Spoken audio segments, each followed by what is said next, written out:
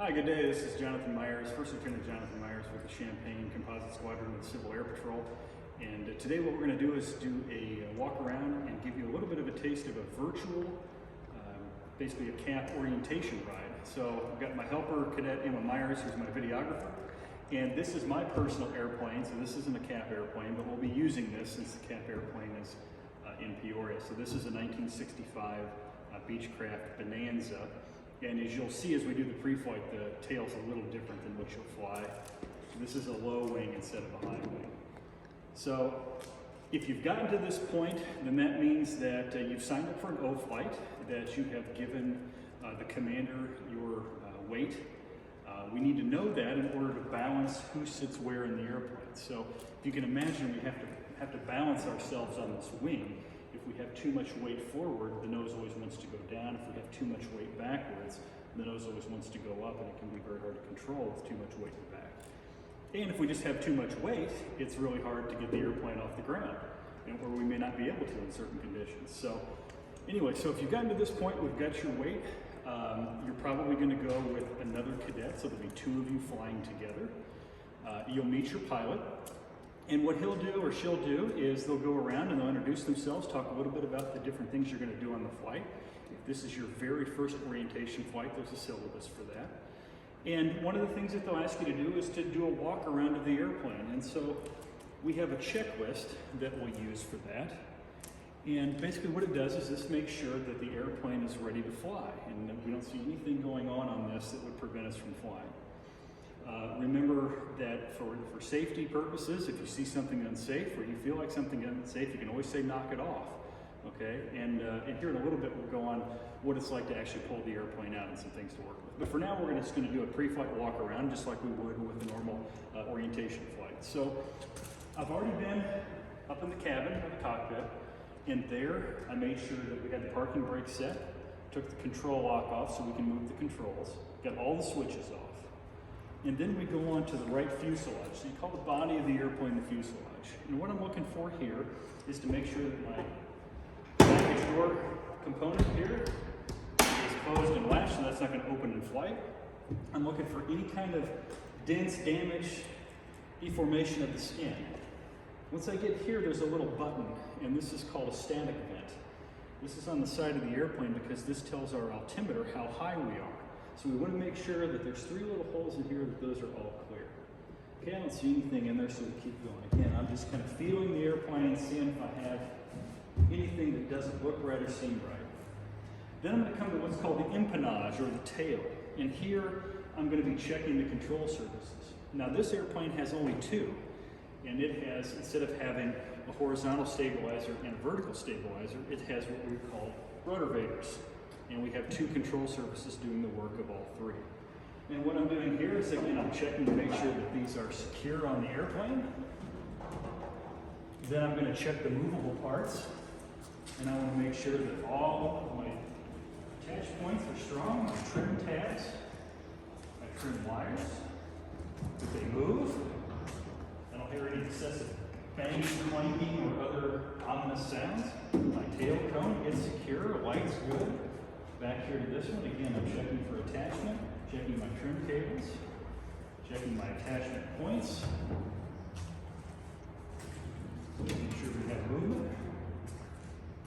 Okay, I'm coming over here to the left side, the pilot side. And again, I'm making sure that everything is nice and secure. I don't see any dents, deformations, anything like that.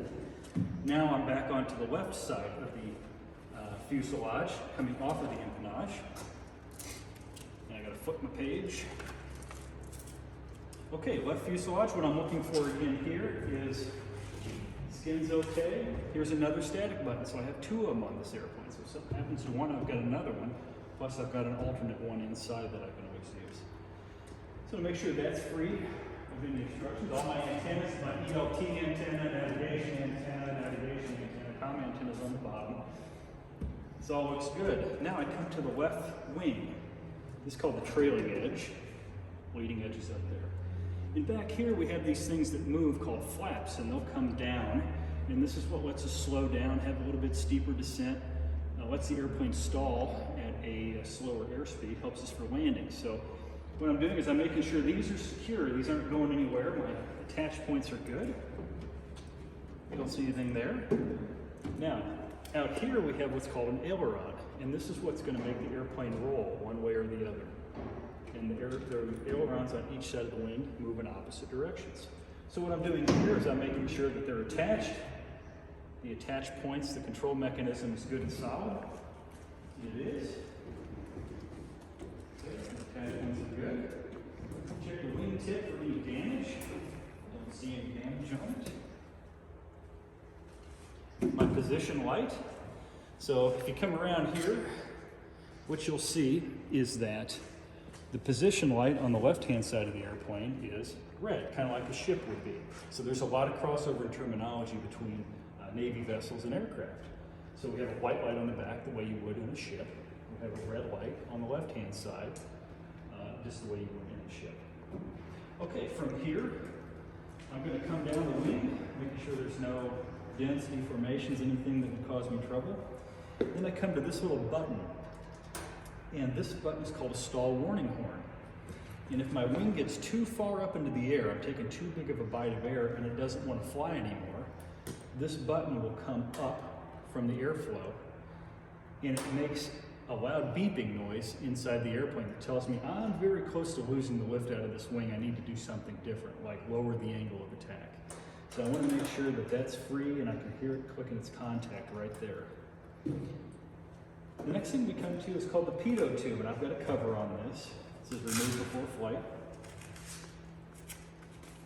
This is what actually tells me how fast I'm going through the air. So air gets rammed into this tiny little tube, and from there it's piped all the way to my airspeed indicator, which will tell me how fast I'm going through the air, how fast the air molecules are hitting the airplane. The next thing I'm going to do, seeing that that's clear and secure, is I'm coming over here to the left-hand fuel tank. Now this fuel tank holds 40 gallons. I'm going to open it. I'm going to visually inspect. So right here, if you want to come up here and look, the tank is completely full of fuel. So it's got a full 40 gallons on this side. I'm going to close and secure the tank. Now, if you fly with your cap airplane, depending on weight, sometimes cap airplanes, you can't load a full load of fuel on them and still take 2 passengers. So there may be less than a full tank, but that's okay. Your pilot will work out the weight and balance in the amount of fuel that you're able to carry, and it'll be safe that way. Okay, so then we're going to look here. Any problems with the ring? I'm going to go ahead and inspect the landing gear. Now, on the airplane that you're going to fly, the landing gear will be fixed. It'll come out of the fuselage. This one has retractable landing gear, which means it goes up into the airplane once we take off and I suck the gear up. So I just want to make sure that the mechanism is good, the doors are all secure, uplock springs, everything looks good under here. I like it. Okay, so then I'm going to check and make sure my cabin air vent is clean. Now, I'm going to skip this step, we'll come back to this, but there is a fuel drain down here, one under the fuselage and one on the other tank. We'll do those last. And the reason for that is because we're doing this in the hangar. But normally you would do that. And what I'm going to do is I'm going to check the fuel for contamination and make sure it's the right kind, that somebody didn't load jet fuel into my airplane. I'm going to look for a blue fuel. Okay, then I'm going to check the nose section. So we've got things called cowl flaps, which let me put more air through the engine. This is a high performance engine. My exhaust is secure. What I'm going to do now is go ahead and open up the cowling. So if you want to come over here and have a look. So I just overhauled this engine. So this is a 520 cubic inch 6-cylinder engine. I've had the preheater on it, so it's nice and warm. And what I want to do is I want to check the oil level. So I'm going to pull out my dipstick. I'm going to look here, and it looks like I've got 11¼ quarts. So that's more than enough for what I need. 12's full. Anything over 11 it doesn't like to have in it anyway.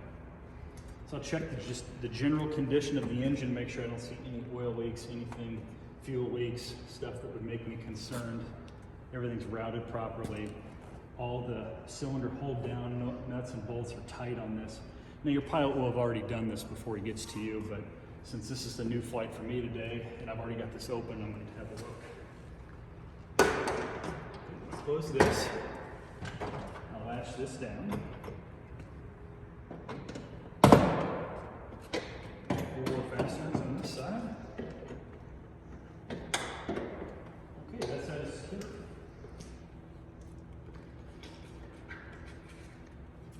Okay, so then I'm going to come over here and I'm going to check the propeller.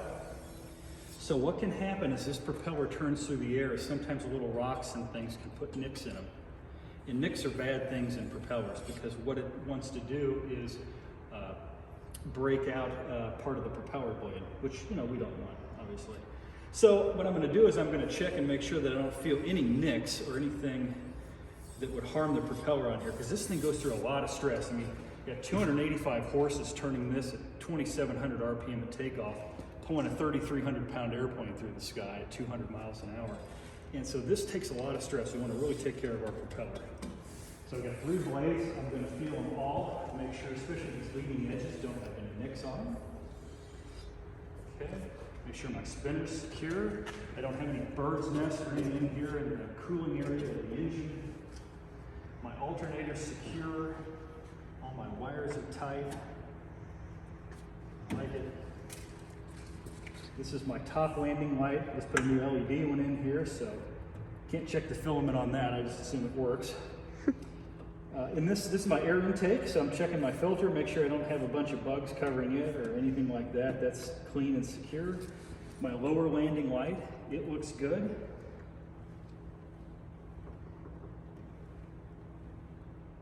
This bolt is very important. If that breaks, then what happens is it actually, from the hydraulic piston here, will actually shoot the wheel clean off the airplane once you get off the ground.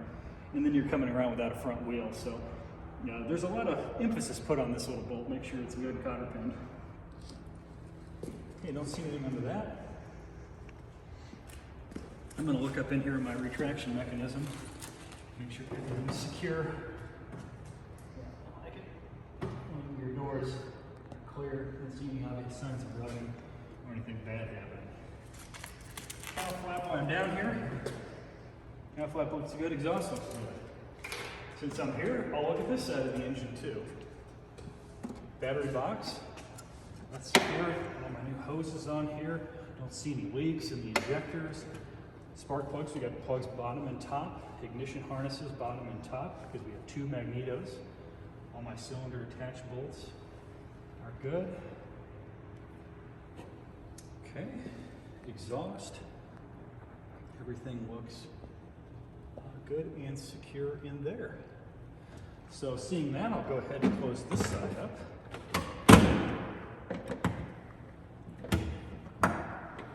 One, 2,